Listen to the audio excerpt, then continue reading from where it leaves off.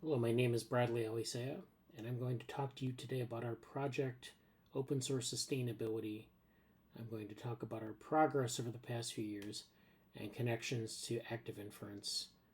And this features a number of people's work, including myself, Jesse Parent, Morgan Huff, and GSOC scholars, which will be mentioned in the talk. We're from the Orthogonal Research and Education Lab, and we have a preprint on this work at ResearchGate. So what is open source sustainability? So open source sustainability is a way to understand how we can manage working teams and software infrastructure over long periods of time. There's been a history of trying to make software development better through different types of project management techniques. We've had things like Agile and DevOps come around to improve that process. This is held true for both industry and for academia. And we're trying to look at how to understand the key components of this longevity. So we started our project in 2022, and we've taken a number of approaches and we've developed these over time. We started in 2022 with an active inference agent-based modeling approach, and we developed that in 2022, and then we've been maintaining that since. In 2023, we worked with multi-agent reinforcement learning and a combination of reinforcement learning and agent-based modeling paradigm. In 2024, we worked with a large language model, which we are currently maintaining. And then up till this year, in 24 and 25, we worked on multi-agent reinforcement learning and reinforcement learning more generally. So we have three basic approaches, one of which is active inference. And in the talk here, I'm going to highlight a lot of work on reinforcement learning, a lot of work on active inference, and some on large language models. So the Linux Foundation has published this report called the Open Source Sustainability Ecosystem. And so they define open source sustainability as the tools, conditions, and platforms under which open source can thrive. So they talk about tools, which is licensing, workflows, and containerization. They also focus on conditions. So the conditions under which open source sustainability thrives is where we have healthy teams with trust and coordination. And then finally, they talk about platforms, which are automation techniques that enable working teams. They also pose some big questions. And so these are questions that people often encounter in practice. And there are no clear answers to these questions. A lot of projects struggle with this, and no one's ever really developed a good methodology to ensure that you do a good job, because a lot of teams are very diverse. You have different types of projects, you have different aims and goals, so it's hard to really find a single set of answers. The first of these is how to push production builds in a distributed, decentralized manner. So a lot of teams in open source are working in a distributed, decentralized manner, and pushing to production is notoriously hard. It's difficult to coordinate people's efforts. It's also hard to put a lot of workflows into practice. And so this is something that, depending on the team, is easy or hard. It's relatively easy or hard. It's relatively easy or extremely hard. The second one is FOSS governance, and that is a social contract that Debian kind of proposed about 30 years ago, where they proposed a way to keep your organization relevant and grounded in the type of ethics that you want to see in the world. So a lot of open source software projects will drift from where they began, and they will decay in different ways. And we want to have a governance structure that maintains projects over the long period of time. The third point is how to maintain collaborations in software systems. So we want to maintain collaborations. We want to have healthy relationships in our teams, but we also want to be able to maintain software systems over long periods of time. And last year we had an interview with Stefan Bollman, who talked about containerization as a strategy for that, where you can build a container and run different types of programs in there, distribute it to different teams, and it makes it easy for them to implement different types. In this case, it was neuroimaging analysis. Then the fourth question is how to coordinate efforts and get things done. Very simple. Now we're going to be hitting on some of these big questions as we go along. But first I want to talk about implementations. So there have been attempts at this in the past. There have been platforms that people have tried to build, or different types of models that people have tried to build. And it's kind of hard to do because, as I said, open source projects are very heterogeneous. Some projects focus on, they use one set of tools, other projects use other sets of tools, and they have different aims and goals with their software. Some are driven by large companies, some are driven by small concerns, and others are driven by academic groups. And so they're going to have all different sorts of practices, all different sorts of goals, and their teams are going to be managed quite differently. In any case, the first implementation of this sort of way to measure open source sustainability was SourceCred. And SourceCred analyzed Discord, and GitHub activity. So they pick different tools that teams might use, and they find a way to analyze that activity. So you're dealing with producing code, you're dealing with discussions amongst colleagues, and you're dealing with other types of communications within, say, an open source community. And so this was proposed by Miyazono on the Protocol Research Labs blog in 2020. Another implementation is Git Compare, where it focuses more directly on GitHub and only GitHub.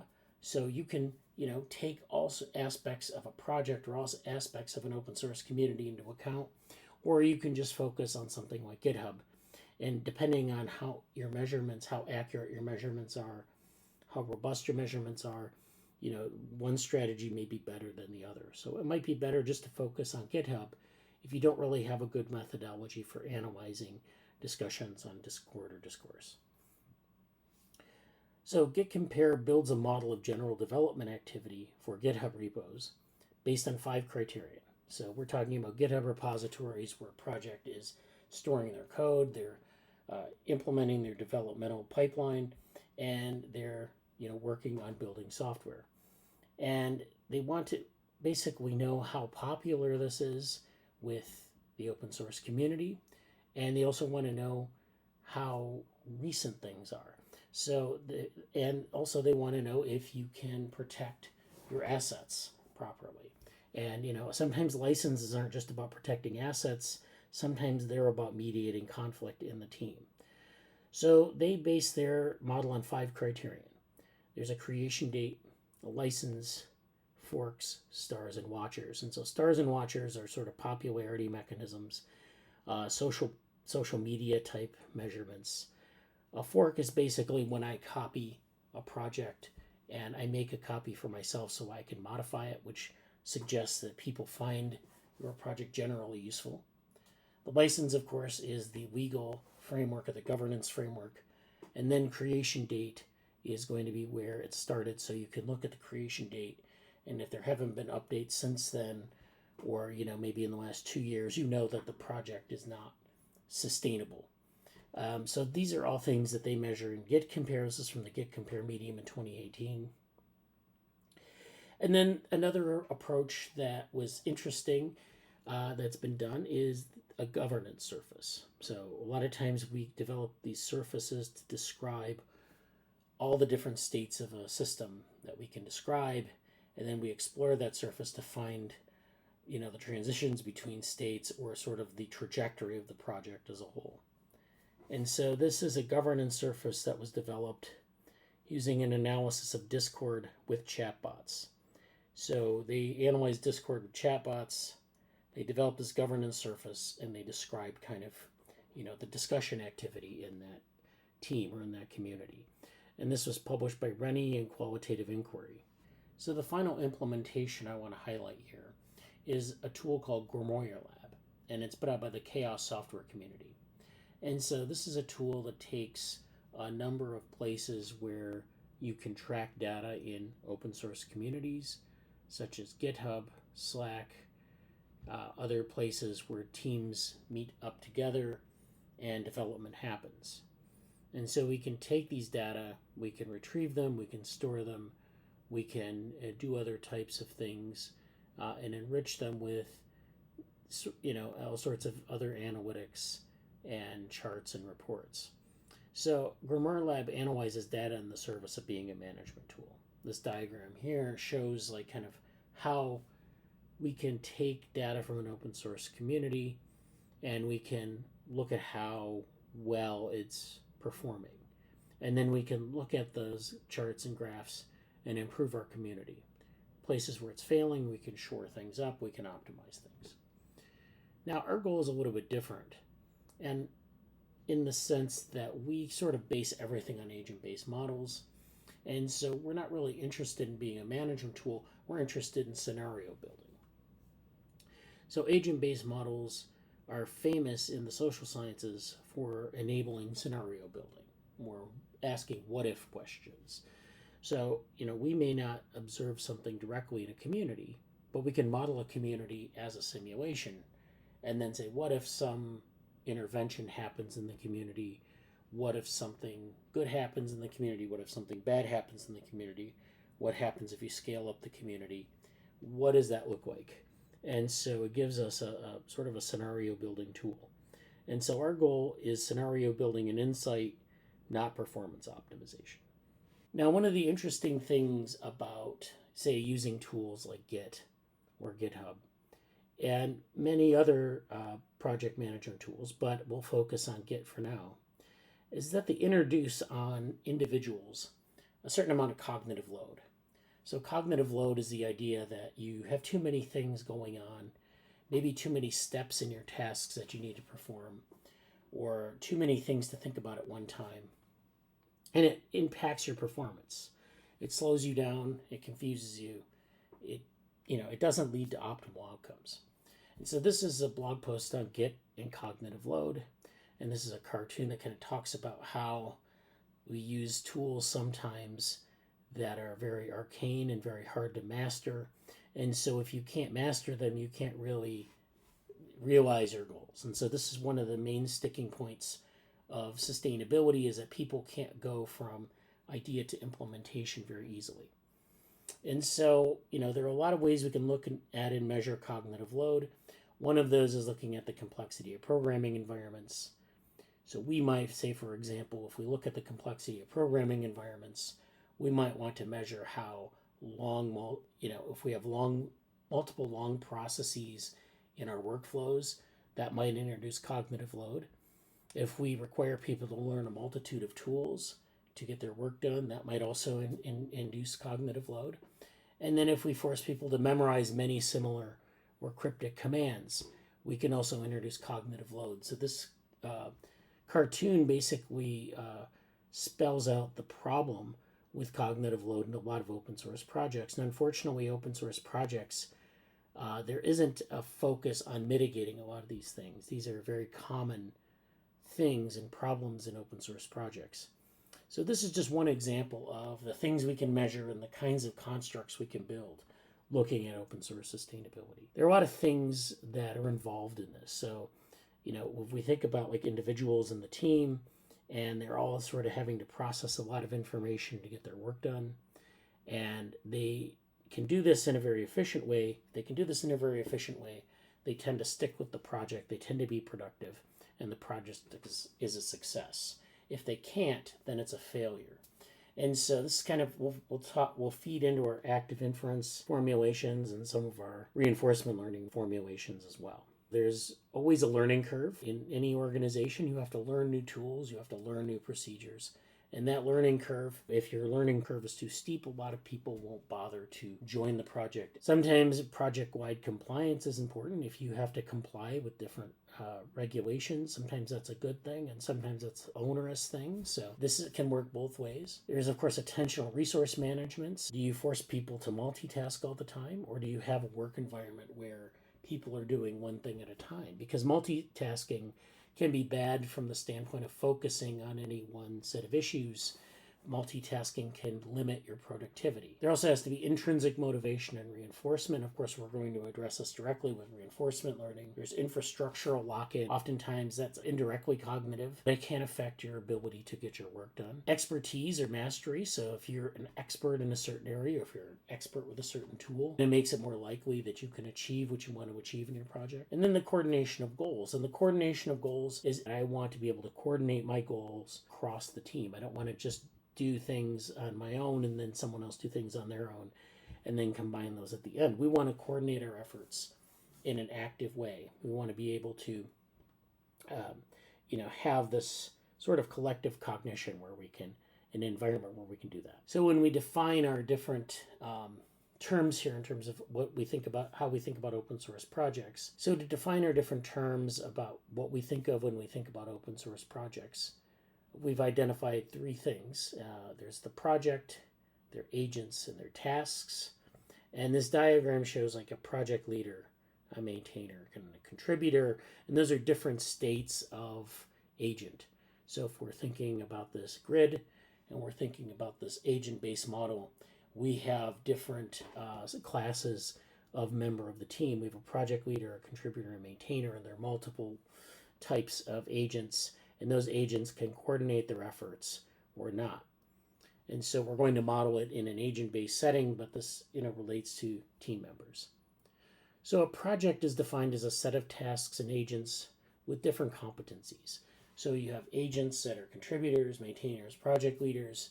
You also have tasks that are specific to contributors, specific to project leaders, specific to maintainers, specific to other types of people, maybe technical writers or something like that. When we think of agents, we think of individuals, and those agents usually have some sort of cognitive state.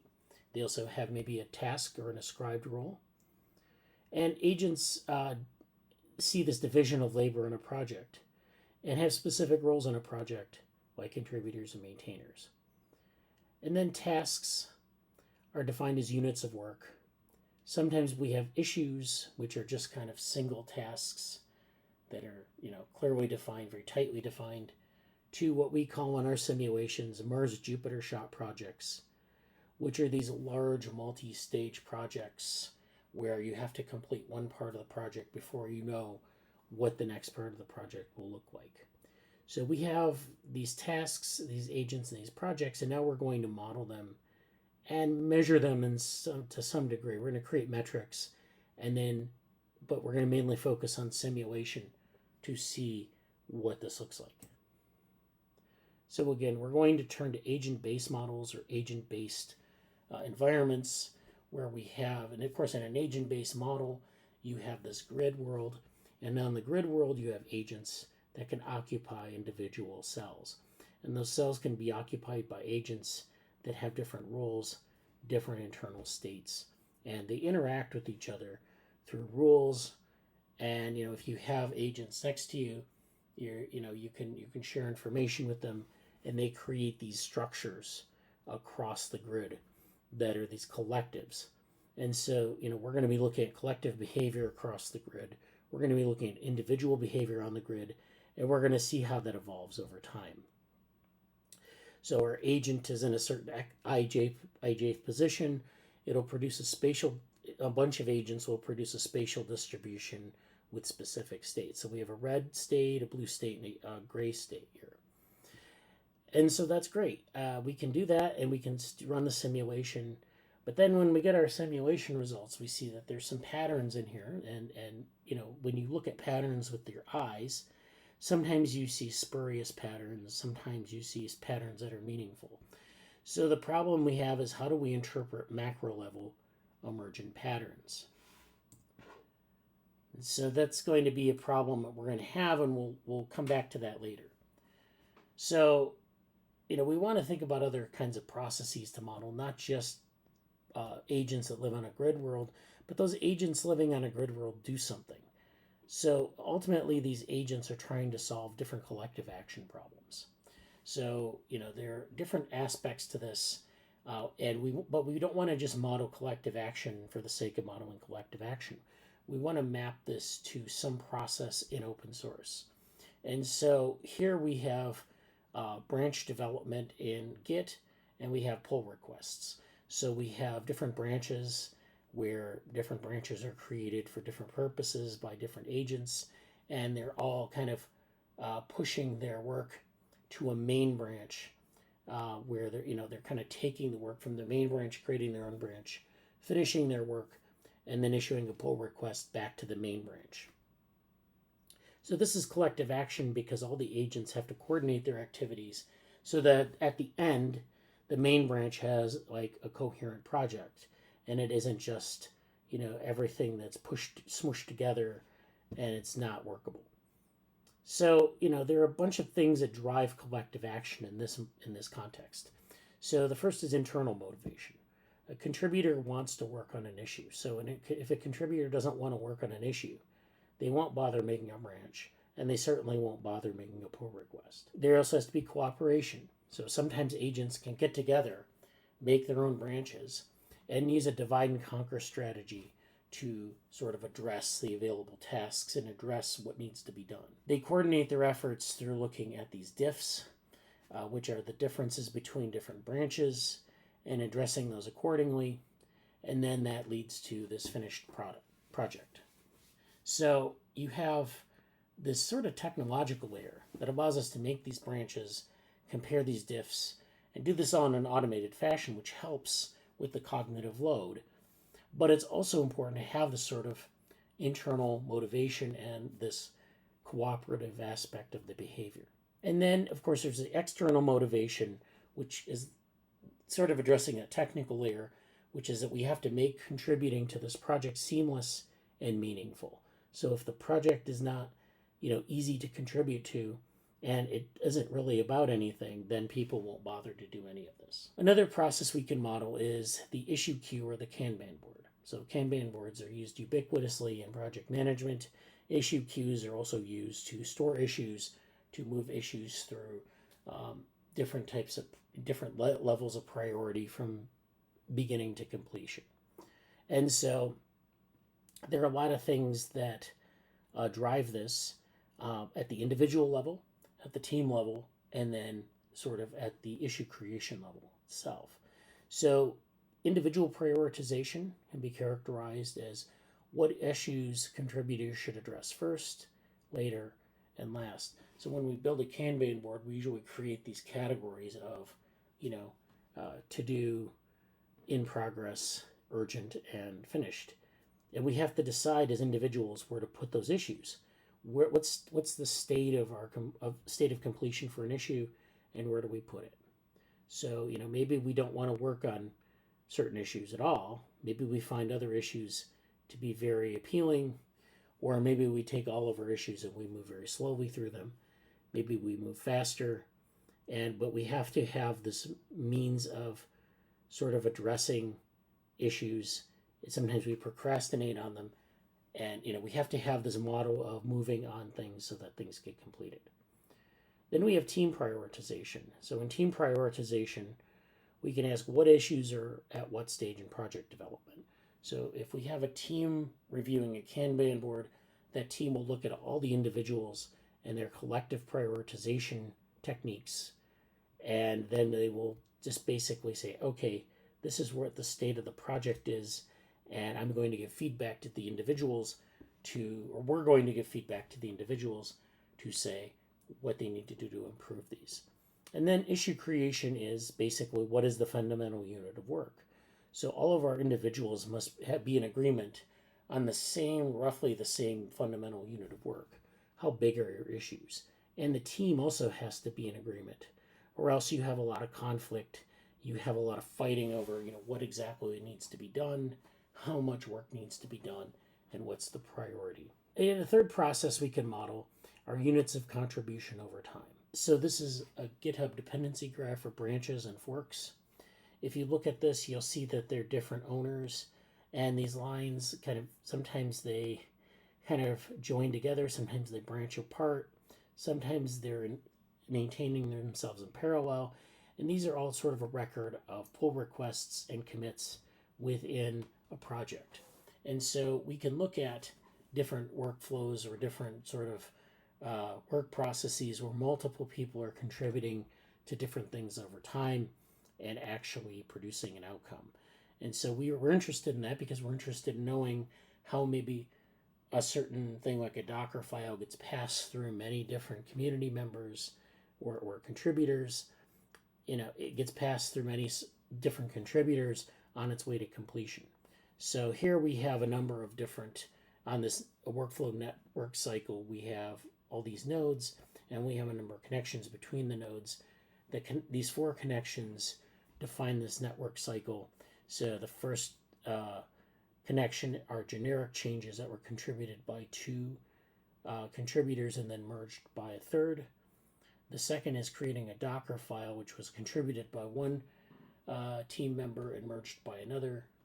There was another clone created at 3, and then 4 was a fork made by another contributor. So you have a number of people working on this, a number of contributors, you have a number of actions being taken, and you can analyze those as sort of getting work done and making the project, basically sustainable. Now, when we do this in terms of simulation, we have this problem of indirect measurements.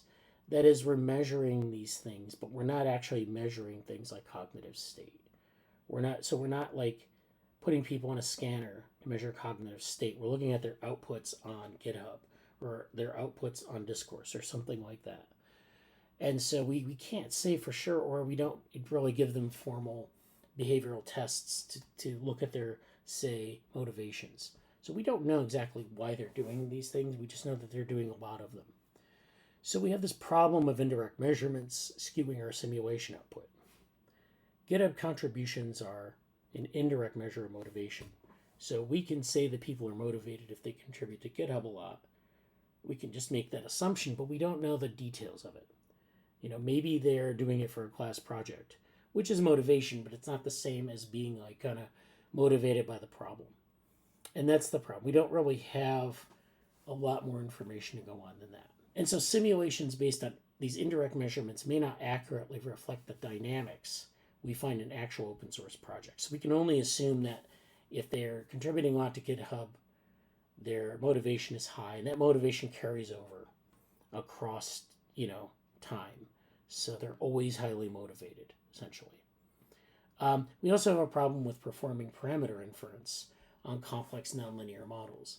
So the problem with agent-based models, and we're going to use agent-based models as sort of like a baseline here. We're going to always be modeling our agents on agent-based modeling surfaces in frameworks. And we're going to be using things like reinforcement learning and active inference to model these cognitive states.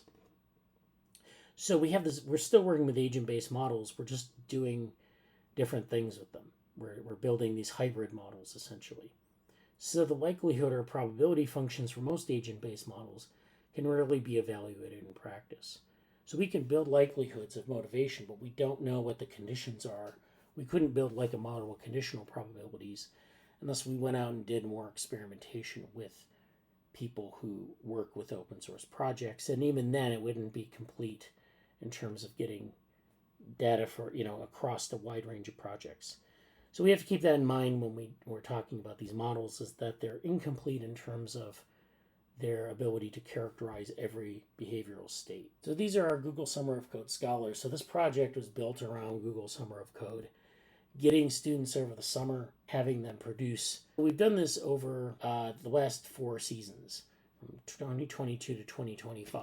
And we have had 6 people in our team who have come in through this route, and each of them have contributed something different. So Brian McCorkle, his picture's right there on the top. He worked on active inference and collective active intelligence, thinking about active inference and collective behavior.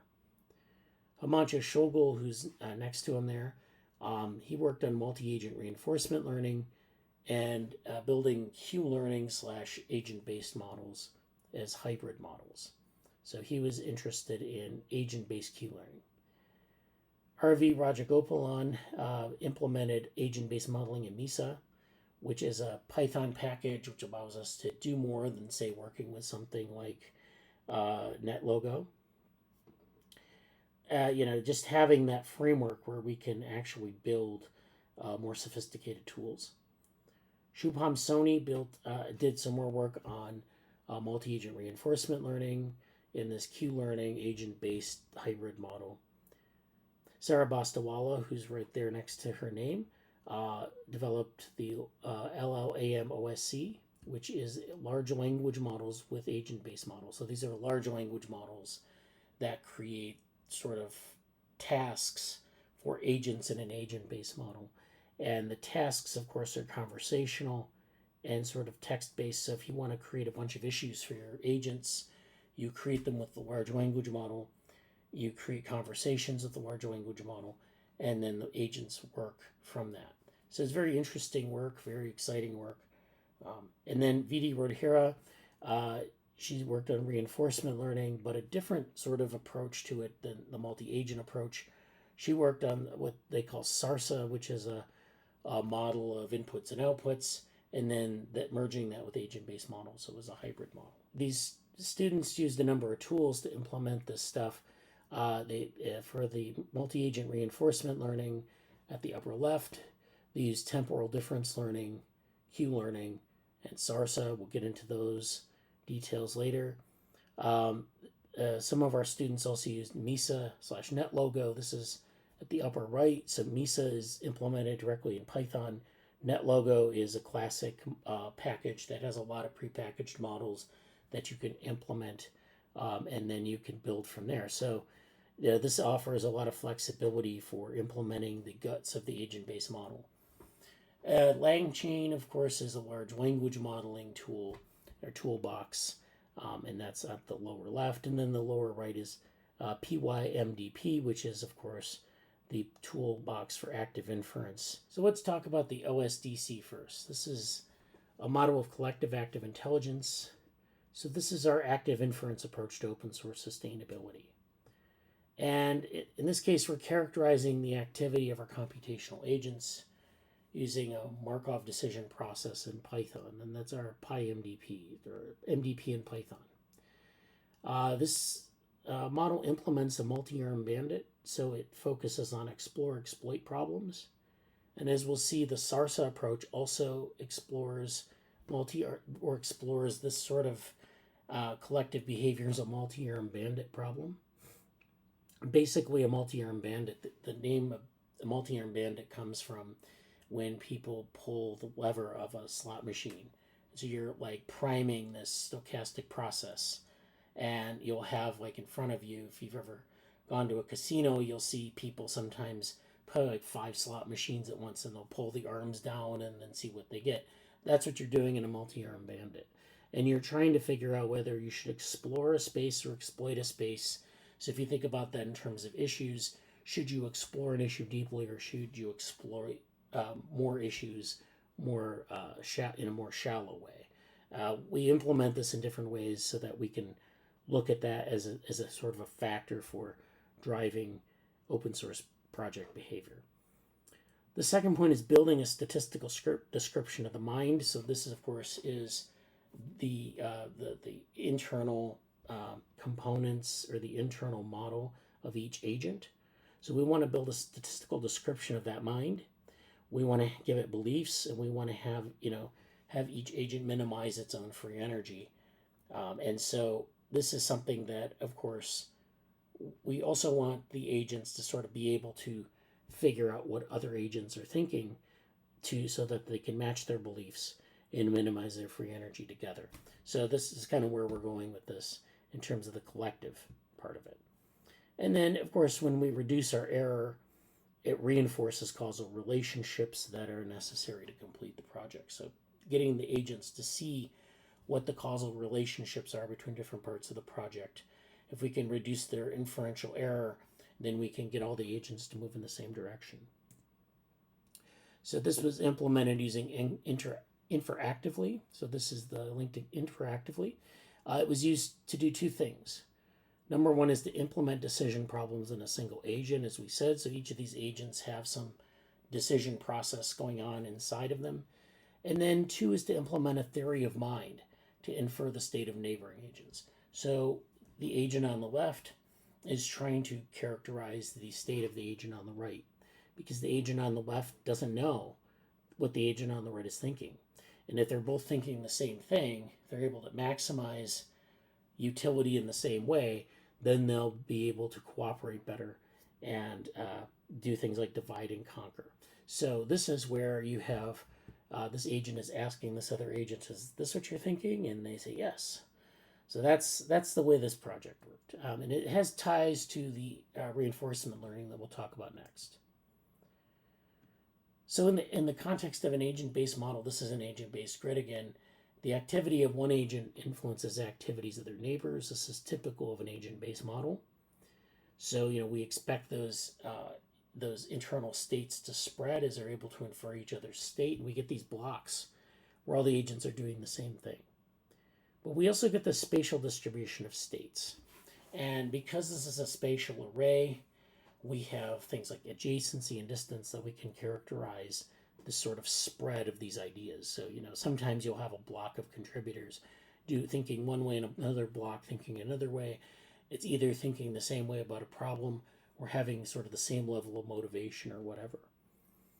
If theory of mind is achieved, two neighboring cells should co-activate. So that's where they share covariance in their activity. And these are, pairs where you can see that they're kind of activated together. Another thing that Brian McCorkle worked on the active inference part. So another thing Brian McCorkle was interested in, and it's kind of on the cutting room floor now, but I bring it up because it really does have relevance to sort of these internal states in the mind. And that is Mick Ashby's ethical regulator. So Mick Ashby is the grandson of W.R. Ashby, who came up with the Evergood regulator theorem in cybernetics. And Mick has been working on this ethical regulator and super ethical systems idea. He published a paper in 2020 on this. And he has this whole model of how we can encourage ethical behaviors. And this goes well beyond active inference. But it shows you how we can take a simple active inference model and kind of think more deeply about things like ethics in projects. So do people act ethically in the project? Sometimes projects get blown up because people act unethically. They steal credit for ideas. They cut other people out of the project, or they're not honest about what they're doing. Or sometimes they try to make money off of an open source project when the license explicitly states otherwise. So we want to encourage ethical behaviors, and we want to make sure that those are all there in place. And we coordinate our division of labor and resources amongst contributors so that everyone's acting ethically. And as a model of cooperation, we have to take into account fairness and efficiency. So when we talk about regulation, then if we look at our agent-based model, we have these different types of regulatory behaviors. So if one agent influences another, we can have the zeroth order behavior. If agents influence each other and they have this theory of mind, there's a first order behavior. And if multiple agents are influencing each other collectively, that's a second order behavior. So there's also the sustainability auditing tool, which was worked on after the project in 2022. This was implemented in NetLogo Web, so this is an agent-based model there. And this was kind of developed out of the active inference approach. And so in this case, we're modeling two variables. We're modeling churn, and we're modeling maximum sensory probability. So churn, of course, is the turnover in the number of agents. High churn suggests that the community has a low degree of cooperation, a low degree of theory of mind. And then maximum sensory probability, remember we need to have some sensory information to make active inference work. And that is the probability of a given signal from other agents or the environment. So we have to have a signal from other agents, if it's a signal from the environment, and then that's what activates sort of the agent's cognitive state. So this is the agent-based model for our multi-agent reinforcement learning approach. This is modeled in NetLogo. We have our agents as stick figures, and they have multi-agent reinforcement learning, driving their behavior, their internal state. They also have these squares, which are the resources of the project. And we can populate this with a large or a small number of contributors. We can then divide them up into categories. new maintainers, contributors, and then have solved issues and unsolved issues. And the idea is that they solve all the issues to maintain a sustainable project. And then we have these different issue sizes. So Earthshot, Moonshot, and Mars-Jupiter shot. These are just different sizes of issues. Earthshot issues being single issues, Moonshot issues being a collection of issues that are interdependent, and Mars-Jupiter shot issues that are things that are kind of like multiple different sub-projects, basically. So a little bit about multi-agent reinforcement learning. This is a simulation where we use multi-agent reinforcement learning. It's a population of agents acting on a common grid world. The agent is motivated by its own rewards. Its actions advance its own interests. So in individual terms, it's self-motivated, but then sometimes, of course, those agents have to interact with their neighbors, with other agents in the population, and those interests can either be coordinated or mutually opposed. So we can see here that we have these two different colored agent populations, and they're kind of mixing over time. We can model different scales of project size using multi-agent reinforcement learning. So this shows the prevalence of Earthshot issues, Moonshot issues, Mars-Jupiter shot issues, and accepted pull requests over time. And you can see that they kind of increase with time. And this is just one run of the simulation. So again, our Earthshot issues are single issues. Our Moonshot issues are issues that can be broken down to multiple single issues.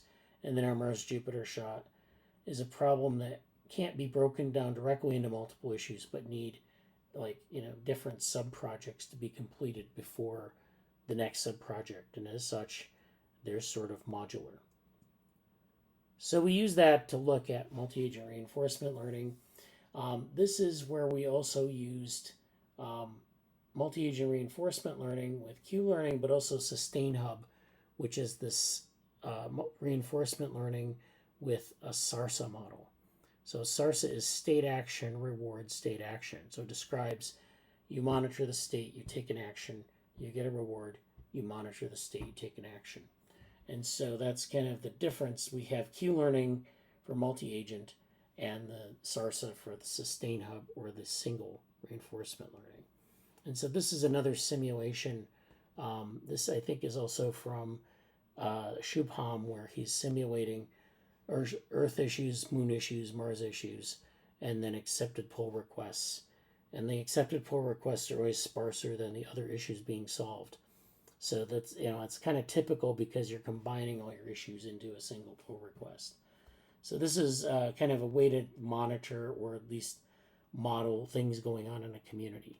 The question is it something that is sustainable or not? And that's a little bit harder to determine. So let's walk through some of these methods for reinforcement learning to see maybe how they compare with active inference.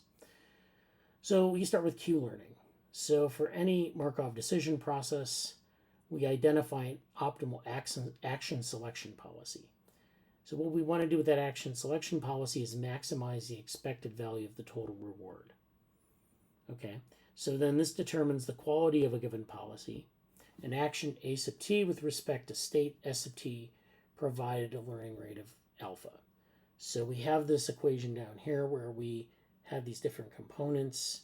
We have alpha times Q, where we're evaluating the action and the state, the quality of each action and state that evaluates the current action selection value.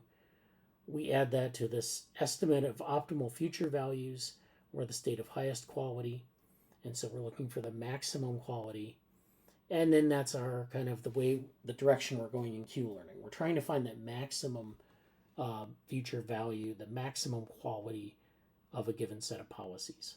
Now, the multi-arm bandit is also used then in reinforcement learning, like we saw with active inference. It's used for task allocation, role matching given prior performance. It encourages specialization while allowing for flexibility. And it utilizes what we call on-policy temporal difference learning, which we'll get into next. And so it's important to recall the different community member types: maintainer, contributor, innovator, knowledge curator. And we can use this to think about how to allocate different tasks to these different classes of contributor. or these different classes of project member. So temporal difference learning can be stated as a state value function of a finite state Markov decision process under a policy pi. V sub pi is equal to the state value function of the Markov decision process with states, rewards, and a discount rate importance, which states the importance of future rewards. So we have, instead of our learning rate, we have a discount rate. And then we estimate v pi s, which is the function for the state value. And we evaluate this policy pi. We obtain the reward r, and we update our value function. Now, some of the metrics that were created in the reinforcement learning work, and this was done by V.D. Rahira, she developed 5 different metrics that work in this context. So the first is the harmony index. So remember, I said there are different things we want to measure, and then there are different things that we can sort of have as like an output. So the first is the harmony index. This captures workload balance and task success rate. This basically measures how well balanced workloads are, how much cognitive load there is for each agent, and then the success of agents at those tasks.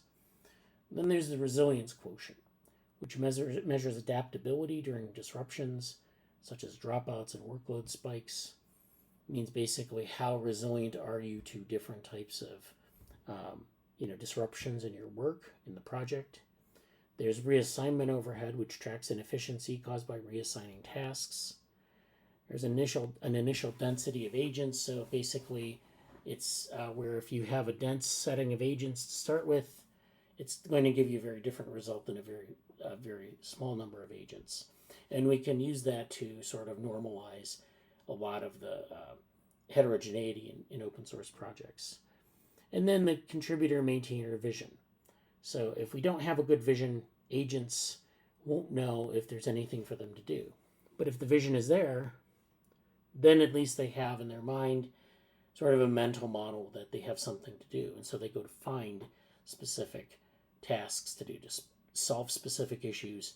The next thing I want to talk about is how large language models were used. So this was Sarabastawala, of course. This is Llama OSC.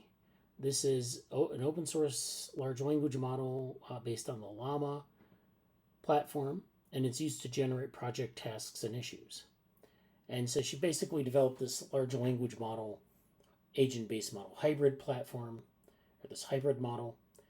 And that gives us a model of how to act upon tasks and project structure. So you would generate like all these different issues using a large language model. You generate conversations, and then the agents would know how to act from that and give the project structure. The workflow is in LangChain, that's in Python. And this allows for large language models to be used as a reasoning engine, where you can have sequences of actions where agents decide what tools to use and what order to use them in. So, and in this work, she had like 2 basic models of open source communities. So instead of thinking them as very heterogeneous structures or thinking of them as idealized structures, she thought of them as either a benevolent dictator model or a meritocratic model. And so in the benevolent dictator model, which is characterized by Linux, in the Linux kernel, you have some single person who drives the project forward with their deep technical skills. So Linus Torvalds is the benevolent dictator in the Linux example.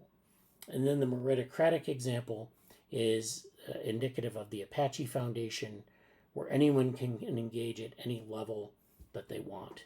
And so there's no leader, there's no dictator. It's just kind of like people do what they can in the project. I want to get into the way we're thinking about integrating a lot of these models together. We want to bring them together in the next phase of this project. So, one of the things we need to understand are the dynamics, or what does a team look like over the course of a project. So sometimes, people leave projects, sometimes people join projects. We have these sort of Laca-Volterra dynamics in our agent-based model.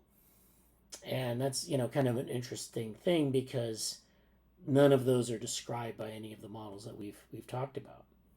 So this is a point for future work. We also know that like some of these dynamics, because you get a lot of people leaving, a lot of people joining, a lot of flux and churn, that it can create vulnerabilities as well as opportunities. And so if we want to know how to sort of build a model that can help us understand maybe what those opportunities are, those vulnerabilities are, there are some ways forward.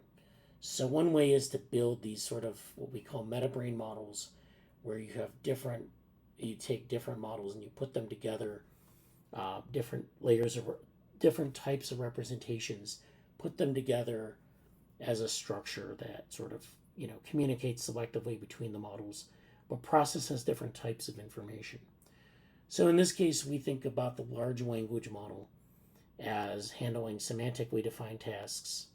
Active inference is handling sort of the internal brain state of an agent, and then the multi-agent reinforcement learning as the motivational structure, which means that you have this brain state and motivational structure working together on tasks that are semantically defined, and then maybe an agent-based model as sort of the collective driver of collective behavior.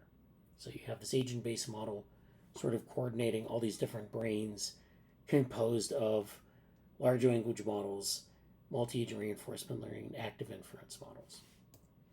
So I want to finish with sort of a thought from Jesse Parent, and he's another person in our lab who's contributed to this work. And he's been thinking a lot about project management and a lot about how we often create tools that don't go anywhere, or we have like initiatives that kind of die because no one finds them relevant. So he says sustainability translates to problems in academic communities. Sometimes if you go to an academic community, you find that someone earns like a grant for tool building, so they get funding for tool building. They build these great tools, and then the funding runs out. And so they have this open source tool that they put out in the world. The funding runs out, and it becomes an unmaintained tool, eventually to die a premature death. So that's one path that's suboptimal, I think, from the standpoint of open source sustainability, where you get money to build something, you build it, and then it dies. The other example that he gives is that someone builds a tool, and because it's not really relevant to anything, the tool is ignored and not maintained. And so then that's bad, but it gets worse because then someone else builds a similar tool, and that dies because it's ignored and not maintained. So you end up with this graveyard of tools that are all maybe pretty decent, but because no one's finding them relevant and no one's putting the money into maintenance, people keep reinventing the wheel, and then the wheel breaks apart. So that's not good. So Jesse makes this observation that academic communities more generally will often build out infrastructure which goes nowhere and is disconnected from real world impact. So that's something to think about if we're thinking about the Active Inference Institute or our own lab or other institutions where people build infrastructure, it goes nowhere, or it's not connected to the real world in relevant ways. And sometimes you just can't, you can't avoid it because you don't necessarily know what people will find relevant. But that's part of sustainability that we haven't addressed and maybe is sort of the secret sauce in this whole equation. So thank you for your attention.